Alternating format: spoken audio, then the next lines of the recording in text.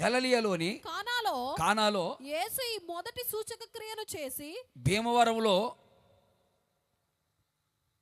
భీమవరంలోని గునిపుడిలో యేసు ఈ మొదటి సూచక క్రియను చేసి తన మహిమను బయలుపరిచెను.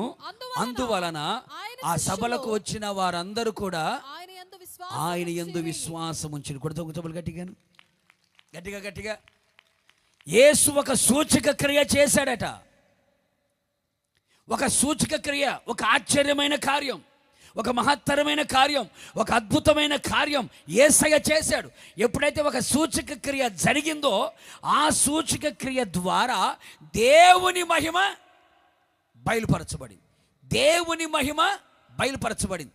ఆ మహిమ ప్రజలు కనులారా చూడగలిగారు. యెషయా గ్రంథంలో ఏమని రాయబడింది? యెహోవా మహిమ బయలుపరచబడును, ఏ ఒక్కరు కూడా తప్పకుండా, సర్వ శరీరులు తప్పకుండా ఆయన మహిమని చూస్తారని రాయబడింది.